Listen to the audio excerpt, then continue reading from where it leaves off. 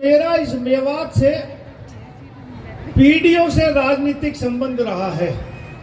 इसलिए जब से मैं राजनीति में आया तो मेरी सोच थी कि भाई मेवात के लोग भी उतनी तरक्की करें जितना गुड़गांव के लोग करते हैं।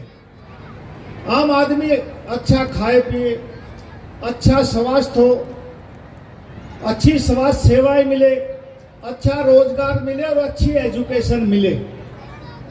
लेकिन ये कहने में मुझे संकोच नहीं कि कुछ लोगों की सोच और कुछ सुविधाएं उपलब्ध न होने की वजह से मेवात में उतनी शिक्षा नहीं हो पाई जितनी 21वीं सदी में होनी चाहिए थी। सरकार के बहुत प्रयत्न करने के बाद भी लोगों के मन में अब थोड़ा थोड़ा आया कि हमें अपनी बच्चियों को पढ़ाना चाहिए। जब यहाँ बच्चे अपना प्रदर्शन कर रहे थे तो मैंने भाई अनिल से पूछा कि लड़कियां कितनी हैं, तो लड़के कितने हैं, तो 2/3 तो लड़कियां बताई और 1/3 लड़के बताए स्कूल में, या 3/4 लड़कियां होंगी।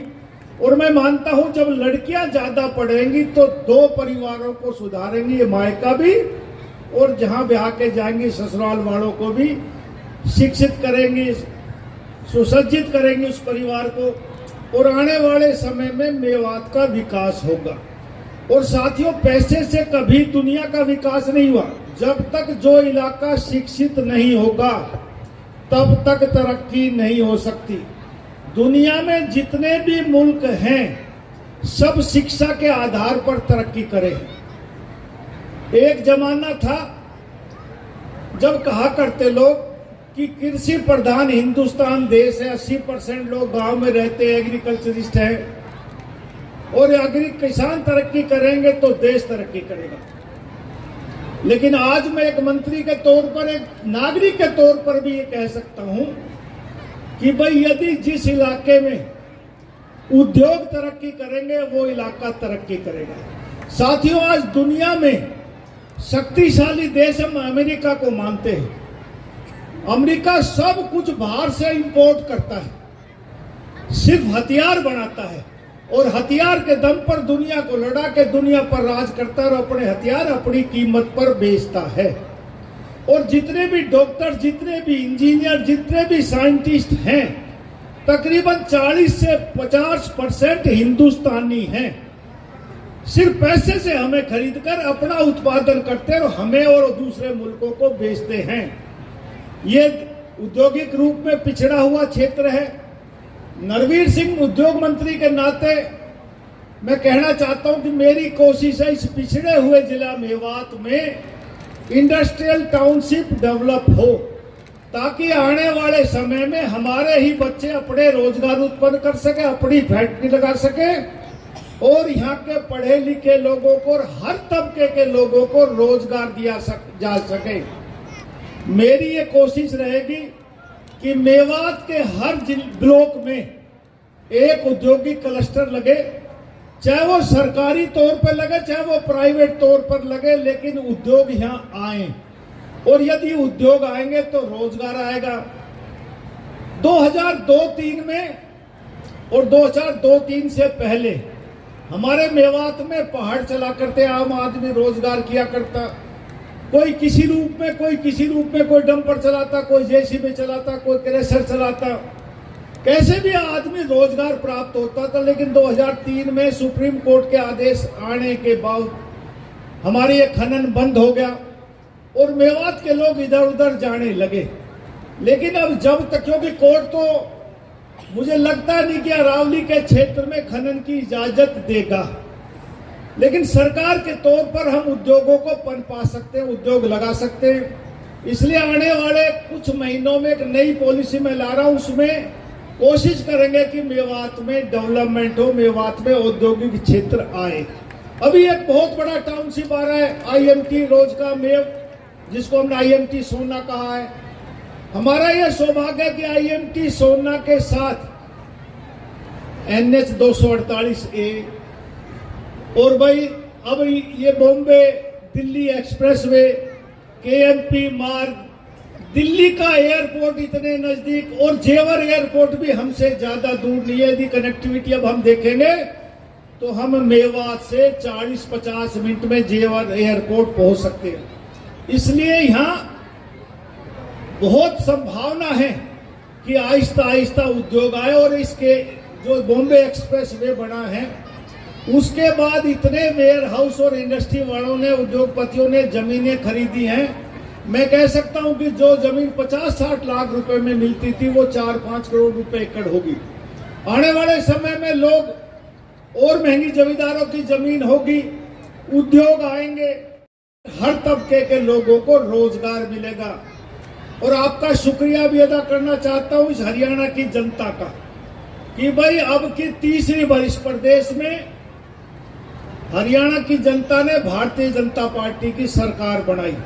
आज से पहले ऐसे कभी नहीं हुआ कि इस प्रदेश बनने के बाद लगातार किसी पार्टी की तीसरी बार सरकार बनी हो।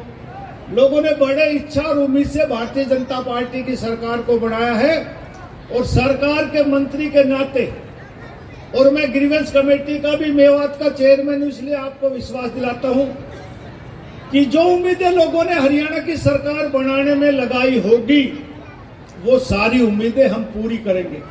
और साथियों, 10 साल का आप रिकॉर्ड उठा के देखो, जब से भारतीय जनता पार्टी की सरकार आई है इस प्रदेश में, रोजगार बिना खर्ची और पर्ची के रोजगार हरियाणा की सरकार ने दिए। तो मैं दावे के साथ कह सकता हूं कि हरियाणा बनने के बाद जितने रोजगार पिछले 10 सालों में मेवात जिले को मिले, इतने किसी भी टाइम में किसी भी सरकार ने नहीं दिए, और बिना खर्ची पर्ची के दिए। क्योंकि ना तो हमारी पर्ची चलती थी और ना लोग इतने संपन्न थे कि खर्ची दे पाते। लेकिन मनोहर लाल जी की सरकार और नायब सरकार भारतीय जनता पार्टी की सरकार ने यह फैसला किया कि हम योग्यता के आधार पर नौकरी देंगे, तो मेवात के हिस्से को भी और इलाके से ज्यादा हिस्सा मिलता है कि जो जो लोग कामयाब हैं, जो बच्चे हमारे लायक हैं, उनको सबको रोजगार मिलता है। आज कोई ये नहीं कह सकता कि मैं मुख्यमंत्री के हल्के का हूं तो मुझे ज्यादा नौकरी मिलेगी, या मैं मंत्री के इलाके का हूं तो मुझे ज्यादा नौकरी मिलेगी, या मेवात जिले से हमारा बीजेपी का कोई एमएलए नहीं है तो यहां से नौकरी नहीं मिलेगी। ऐसा इस सरकार में नहीं है। सबको योग्यता के आधार पर मिलती है, मेरिट के आधार पर मिलती है। और फिरोजपुर झिरका वालों, विश्वास रखो कि बहुत काम आपके इलाके में ये सरकार करेगी। लेकिन आज मुझे खुशी हुई कि इतनी लड़कियां यहां पढ़ रही हैं। जब मैं पढ़ता था तो हम मेरिट के आधार पर नहीं क्लास पास करते थे, हम तो ये पढ़ते थे कि भाई बस अगली क्लास तक नंबर आ जाए, 35% नंबर आ जाए और अगली क्लास में चढ़ जाए। तो 33% जिसके नंबर आते थे वो क्लास पास कर लेता था। हम बड़े खुश होते थे कि अगली क्लास में पहुंच गए। फिर हमारे पढ़ते पढ़ते स्कूल में ये हो गया कि भाई 33% वाला नहीं, 35% वाला पास होगा। कोई मेरे उम्र के लोग होंगे तो उसको पता होगा, तो बड़ा परेशान होते थे यार 2% नंबर कैसे बढ़ाएंगे। और अब पता नहीं बच्चे ऐसे पैदा हो गए या कंप्यूटर फेल हो गए। अब तो 90, 95, 98 पता नहीं कितने कितने % नंबर आ गए। और सही बताऊं तो हमें भी इतना कंप्यूटर नहीं चलाना आता जितने 4 साल के बच्चे को चलाना आता है। मतलब मेरी एक पोती है भी, और वो 3-3.25 साल की है। ऐसे हाथ चलाती है उस मोबाइल पे मेरा लेके कि मैं सोचता रह जाता हूं, मैं 64 साल का होगा, मैं नहीं चला सकता, ये बच्चे चलाते। जैसे कंप्यूटराइज बच्चे पैदा हो गए ना अंदर से ही, जैसे अभिमन्यु ने वो चक्रव्यूह तोड़ना पेट में सीख लिया था, ऐसे बच्चे कंप्यूटर के अंदर से पैदा हो रहे, सब कुछ सीख के आ रहे हैं। तो ये 21वीं सदी है, हिंदुस्तान तरक्की करेगा। आने वाले हमारे होनहार बच्चे इस देश को किस दिशा और दशा में लेके जाना, इनको फैसला करना है।